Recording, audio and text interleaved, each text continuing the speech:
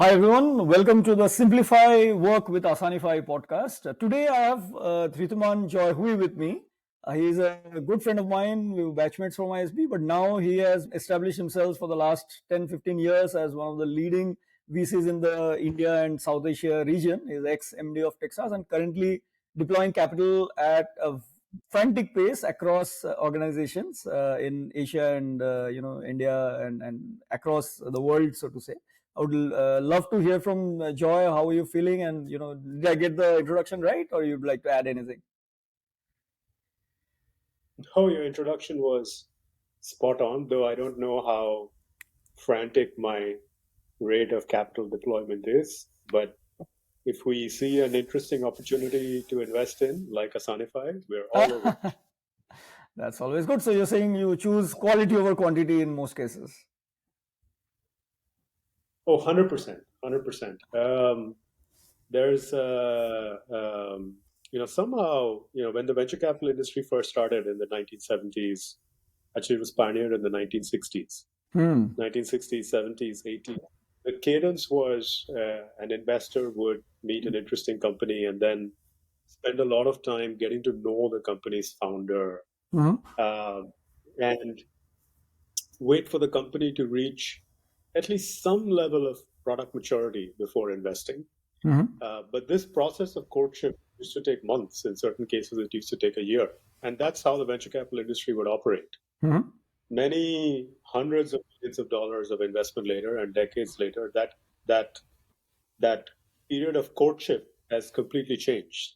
Mm. Now you meet an investment, and if you feel conviction, you pull the trigger on it in a matter of weeks. So Ah, interesting. yeah, that's kind of how the industry has shaped Mm-hmm. up. But somehow deep down inside, I feel more comfortable with the 1980s pace than the Ah, 2022 you're still space. an still a traditionalist at heart. Or Call me is it old a hint as fashioned, to but your I think current, or is it a hint to your as to your age? I think I'm not. It's definitely gives away my age for sure. But I wasn't investing in the 1970s and 1980s. Then I'd be the most youthful 70-year-old ever on screen. But I think it has something to do with my roots because I Hmm. didn't really start my career in venture capital. I started my roots actually, my investing roots were actually from investing in more mature companies. So doing Ah, what is now called growth equity okay. plus. And in the growth equity industry, you take your time. You do a Hmm. lot of due diligence. You spend your time understanding the industry, understanding the company, understanding dynamics. These are not easy things Hmm. to understand. They take time. Hmm. But that's how one builds conviction, and that's how one teams up with the right companies, and that's how one delivers exceptional returns. And I think, I haven't strayed too far from those roots. So just for the uninitiated, what are typically officially considered the differences between, say, venture capital, growth investing, as you mentioned, private equity? Would you like to shed some light on the key differences across these? I think one way to think about it is sort of think about, and even within venture capital, there are many Hmm. stages. But to start with, let's just say, let's think about, you know, as a child is developing. Let's think of the business as a child, Hmm. right? And as a child is growing up, during the child's initial years, you send him to kindergarten, Of course. um, and that you could say is, when an accelerator stage investment. And then Hmm. as the child gets out of kindergarten, school, those first few years in school, the first, 4 or 5 years till he hits middle school, Hmm. right? That's more a venture capital kind of a stage. Hmm. And then the child graduates from school and goes on to college, university. You could call that growth equity. Hmm. And then once the child has graduated from university and is a full-fledged adult with a job and earning his own money, his or her own money and standing on her own 2 feet, then another asset class, which is buyout, et cetera, kicks in. So If you had to, a bit reductionist, but if you had to think of a business like a child, I think those would be the appropriate stages and asset classes. Wonderful, wonderfully put. And just going back to your roots, you mentioned you started with this, but would you like to just share a little bit about your journey? How does one aspiring career professional get into investments if someone is interested? How do you enter the field or the much coveted realm of VC investments? Yeah. So, look, mine was completely accidental and serendipitous, actually. It's not like,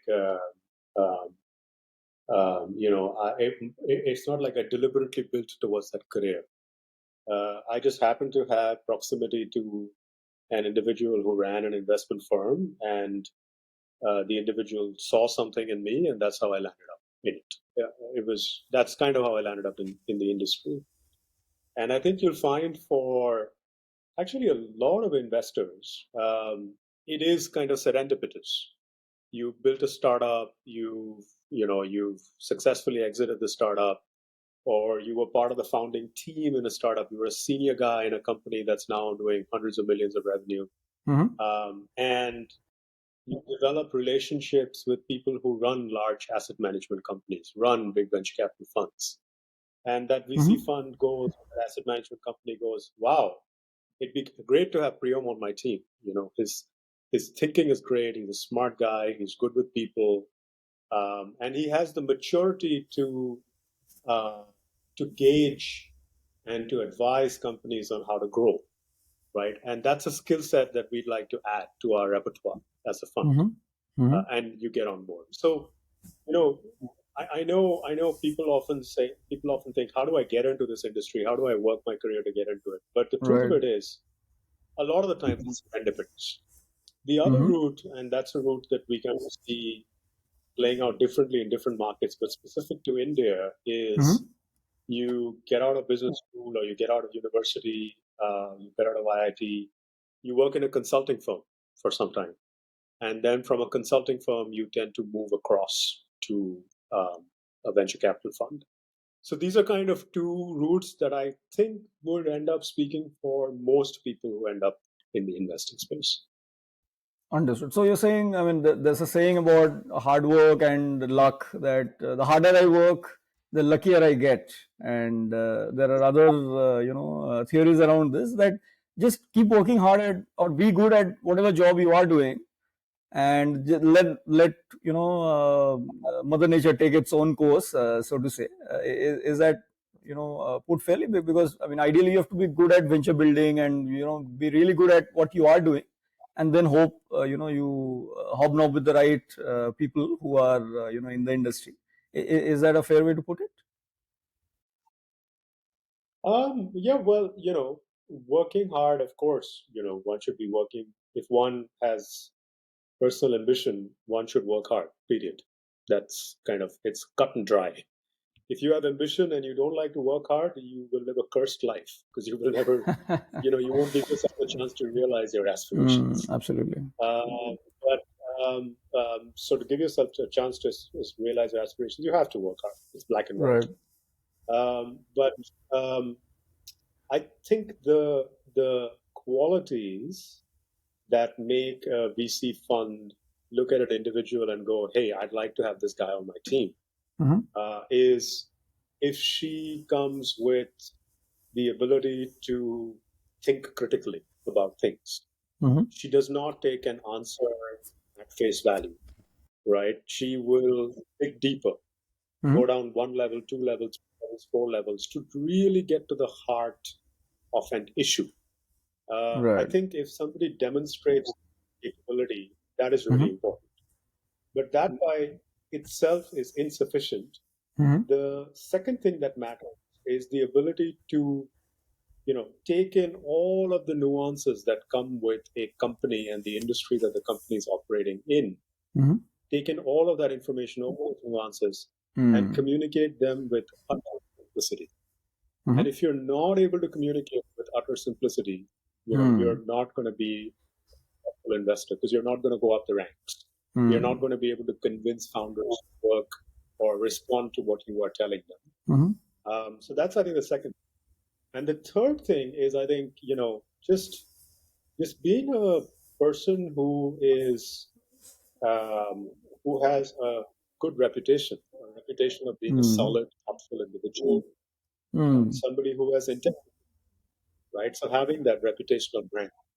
Understood. So if you're a person working at Infosys, right, Hmm. and you're aspiring for a career in venture capital, you would do well to inculcate these three things that we talked about. Hmm. Sure. These things matter when people are looking at whether to hire you. One of the professors at our alma mater, ISB, used to say, I don't know if you had taken his classes, that intelligence follows a certain path. Data gives us information. From information, we get knowledge, and knowledge makes us wise. So, data, insights, knowledge, wisdom. So, you're saying don't just look at data across your life or across your work. Don't just stop at gathering insights and information. Develop deep knowledge, and from the knowledge, crystallize knowledge into wisdom, and then be known for that wisdom. So broadly, that's the journey people should ideally follow. I think that's a great advice, no matter which profession and which career line of career you want to be in. Even if you are a founder, you cannot really solve business problems unless you are really developing wisdom and like deep insights and knowledge and wisdom about the problem you're trying to solve Yes, for. yes. Right. It's such a great point you make. Let's set aside the venture capital industry for a Right. second, right? Because that's not the value is created. The value is created by founders. And to be a successful founder, um, you know, I'm responsible for my own P&L in a way, as are Mm-hmm. founders, right? To be somebody who really scales that P&L to a point where they're able to have the kind of life and the kind of outcomes that they want requires one to be relentless at gathering information, right? You really have to be absolutely relentless at gathering it till you're satisfied that you have found your answer, right? And then that second step, which is, after you found the answer, um, well, gathering all of that data, right? Getting all of that knowledge together, and then translating that into an insight that will give you and your company an edge, right? Mm-hmm. That's the harder part. That's really hard because Yeah. that requires creativity.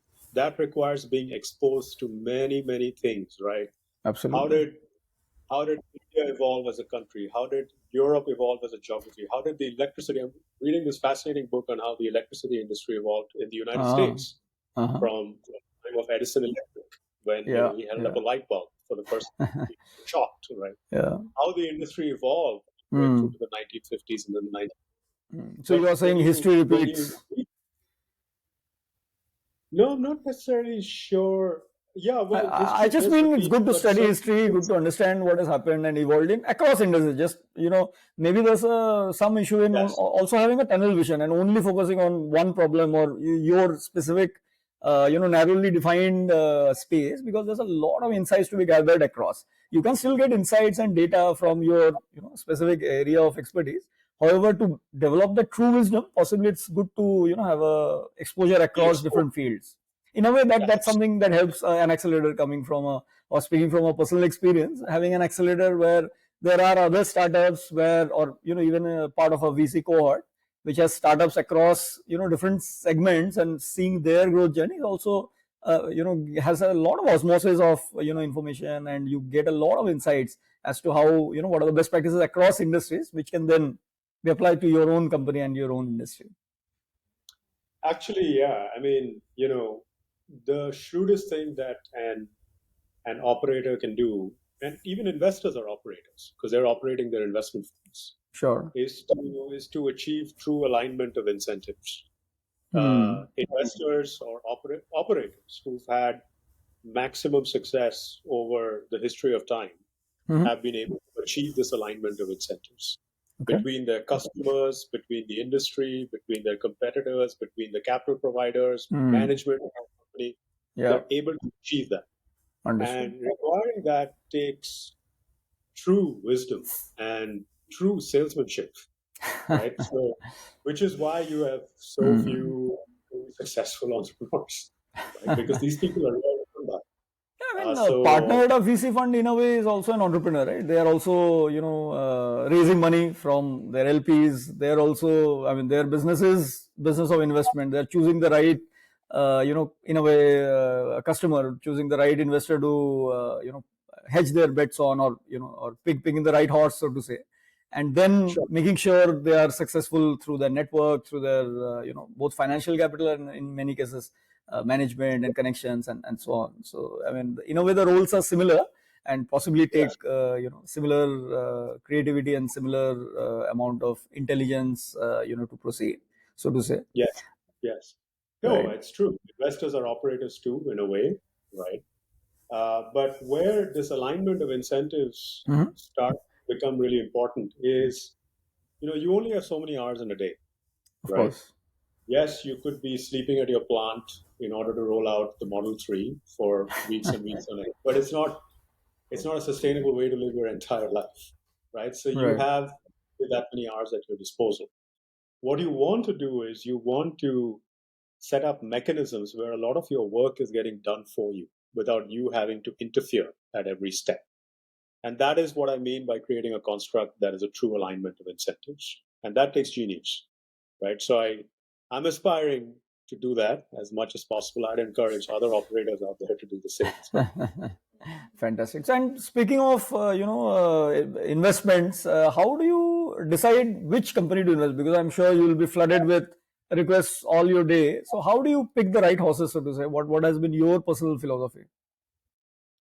Um, so when one looks at an investment, there are what one is basically confronted by is a whole host of unknowns. How big is this market? How much market share could this company that I'm looking at get? Um, will other what is the true barrier to entry to other people rolling out this service? Um, can this vision actually be executed on? How much money is going to be spent to Hmm. execute on this vision? Hmm. And last but not least, the biggest unknown of them all is the team I'm looking at the right team to execute on this, Hmm. right? So the first five or everything except the last one, the last unknown that I mentioned, Hmm. is actually an exercise in it's actually an exercise that requires intellect and experience, Okay. right? Because one can estimate with with if you're bad at it, you're a bad investor. If you're good at it, then but if you're a good investor, you are actually able to estimate markets with reasonable degree of accuracy, right? Uh-huh. And by reasonable degree of accuracy, I mean small, medium, large, or exceptionally large, right? As Hmm. long as your arrow lands in the right bucket, that's good enough. Hmm. So that's actually a key determination. I think the second determination is, um, you know, can this vision be executed on um, in a fashion where the company will continue to get capital as it requires it, right? Because if there's no Hmm. capital, the company will not thrive, Of right? course. And that comes down to more granular stuff, right? Like how quickly is the company able to acquire customers? What Hmm. does it cost to be able to acquire customers? How much Hmm. money do you make out of each customer? How long does a customer stay with you? Does the Hmm. customer have alternatives? Will the customer have more alternatives going into the future? Will Hmm. costs come down? Are economies of scale to be had in this business? Hmm. All of that granularity. So Right. these questions really matter. Hmm. And but really the hardest part of it all is when you look at a team, you look at a founder, and you go, can they get me to the promised land? Hmm. And that's very hard to estimate, right? Because you might meet somebody who clearly demonstrates the ability to generate insights that nobody Hmm. else has, that demonstrates the ability to communicate this with utter simplicity and ease, has the charisma to draw people to work for, him or her in his or her organization. But the person could lack integrity, right? So how do you know that? You Mm. only know that when you go along for the ride, Right. right? So Right. because of these reasons, venture capital could be considered the riskiest asset class because you're dealing with the most unknowns, A lot right? of And that is uncertainties why, around. Yeah. there are huge uncertainties Mm. because I laid out all of the unknowns to you, Yeah. and some of those unknowns can be tackled by a combination of being smart and experienced. Mm-hmm. But some of those, that last unknown is extremely hard to tackle. It's a Mm. complete punt. So how do you go about, like, say, for understanding what kind of people you're dealing with, and what kind of people they can attract, and whether there is integrity around the founders? Is there any focus on, say, processes in the company? Is there any focus on data metrics, ongoing MIS, etc.? How do you tackle it, just out of curiosity? Well, part of it is just how the human race works, right? So, to give you an example, when you and I first met each other at ISB, and when we spent more time with each other at school, impressions formed, right? Sure. You made certain judgments about me, and I made certain judgments about you, and that's just how humanity functions. Sure. Um, so, VCs, and that's why I kind of like the 1980s cadence because it gives you the time to get to know somebody. Um, but VCs don't really pull the trigger while making an investment on one meeting. You take multiple meetings, and as you spend more and more time Hmm. with the founder, you are able to figure out whether she has the intellectual capability to generate insights, the creativity to turn those insights into a competitive edge, personality, etc., etc. You are able Hmm. to figure all of things out. Right. Integrity is a hard one to suss out. Hmm. But as you are deploying larger and larger amounts of capital, what you Hmm. do is reputational on the person. Okay. You find out where he was before. You try and Mm. find audience who be willing to speak about him or her, and try and Okay. ask with individual influence. That is a huge, huge thing because if you quote unquote get into bed with the wrong kind of person, your investment will go to zero very quickly, purely because of integrity Mm. reasons. Understood. Understood. And on an ongoing basis, after you invest, what happens? Like, if you decide to invest or take a bet on one company, on an ongoing basis, are there any checks and balances? Do you do? How do you keep in touch after you do invest? Well, any good investor stays in reasonable touch with the founder just to find out how things are coming along. And there are reporting norms that actually force us to. We're licensed operators, and when you Okay. are licensed, you have to report. Hmm. So you have to keep tabs on how your investment is shaping up. And At that point, it starts to become very data driven. You start to seek out some of that granularity that I referenced before. And this is kind of part of the reason why I really like what Asanify is doing, because we seek the kind of data we that young organizations often struggle to compile and provide to us, simply because they have so much to do and so few resources to do it with. But organizations like Asanify provide tools that actually help you gather that data, with the snap of a finger, and then provide that to whoever's looking for it. Hmm. When we keep in touch with founders to find out how the company is developing, we seek that kind of granularity of data that Understood. companies like yours provide. Understood. That's fantastic to hear. And I mean, I know there's a lot of effort to both, decide who to invest in, and then obviously keep in touch with those companies and make sure everything is going fine. What is a typical day in your day like? A typical day in your life like? Because it sounds like a lot of work. I know maybe no 2 days are similar, but just a rough, idea for anyone who's interested to understand, how do you typically spend your day, from morning till the evening? Um, the biggest chunk of one's day should actually be spent thinking and reflecting on that information you're gathering in. Uh-huh. Develop the insights so that you have your edge. Um, But unfortunately, I've still not reached the point where I think I've been able to achieve that.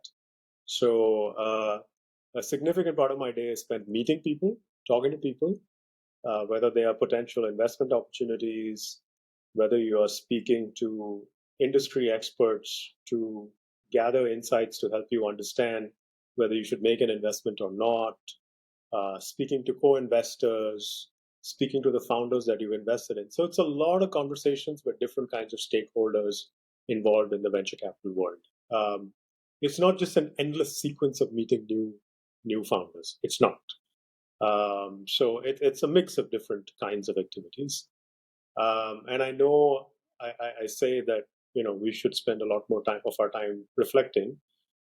There's definitely a big chunk of time that goes into just sitting and thinking about the information that you're taking in, so you make the right decisions. Mm-hmm. But all of us, I think I'm sure you will say this too. All operators should spend more time reflecting and thinking. I mean, for And a founder, the difficult part is that they all know the fact exactly what you stated, that more and more time has to be spent thinking, analyzing, strategizing about your company. Like me and my co-founder, we have, or my co-founder and I have like block, say 1 or 2 hours per week where we only are supposed to think about strategy. But the problem in a founder's life is that there's always some fire or the other, and yes, we more often than not are so into the thick of things that it's very hard to just step back and take a 10,000 feet view. But maybe, I mean, putting something on calendar, even if you break 1 or 2 meetings, but still it helps because okay, you are supposed to think about it. I mean, just that has been my experience, because not doing it is even worse. That you will take it as it comes, that's even worse. absolutely.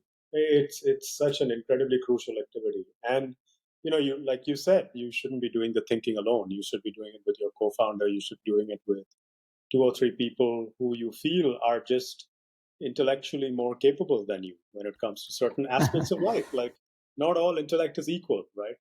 There is sales intellect, there is Right, fundraising intellect, there's different kinds right, of repositories right, of capability, right? And to be able to right. do that, forming with those different repositories of capability, just Mhm. helps you generate those insights. None of us do enough of it. All of us should do more of it. No, that's fantastic. Helpful tips for all of us. And as an investor, just taking a step back, are there any specific industries, specific sectors you're very gung ho about? Anything that has changed that was didn't exist last few years, or that is currently hot right now in your mind? Well, look, yeah, I mean, uh, to to quote an oft-quoted sentence, software did eat the world. From software and hardware did eat the world. It's a Sure. combination of software and hardware ate the world from the 1990s to where we are today. But I really feel what will drive the next generation of value creation, the next several trillion dollars worth of value creation, is hardcore science, biology, chemistry, physics. The kind of innovation we're going to see in industries like life sciences, healthcare, food, decarbonization, energy, um, it will just profoundly change the way things work today on the planet. And that innovation is going to be science driven. Um, Mm-hmm. incumbents, there are very few incumbents, very few large corporations that actually create environments that give their people the room to experiment and get experiments wrong, which is why the improvement that you see in their operations is incremental. But the really disruptive changes will come from startups, and my Mm-hmm. bet is it'll come from hardcore scientists for the rest of my investing tenure. I would say. Wow, that's a very interesting thought. So the pure science and the pure faculty, so to say, you're saying that will be the next wave of growth across the world. For sure, for sure. Understood. Already in a lot of investment circles, people are saying biotech is the next software. Um, Hmm. but stepping away from all of those buzzwords, if I Hmm. just think about the companies that I'm meeting, the problems they're trying to solve, the magnitude of the problems that they're trying to solve, and the levers that they're using to solve it, it's hardcore science, right? It's stuff you and I studied in Hmm. school and college and university and then forgot about. But those are the levers they're using, and they're all coming out of some of the most reputable scientific institutions around the world that work Wonderful. with all PhDs. Mm-hmm. So that's a big bet that I'm going to make over the next few years. Right. I think thanks so much for your insights. I think we're almost at the end of our scheduled time. I know you have to go.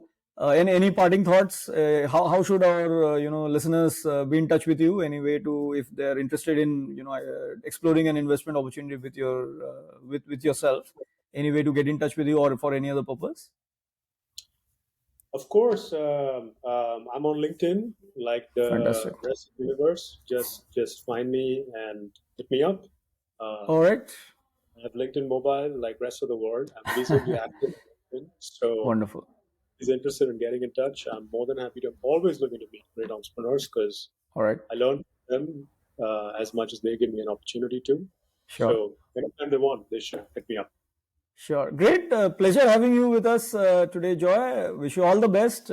Take care. Bye bye.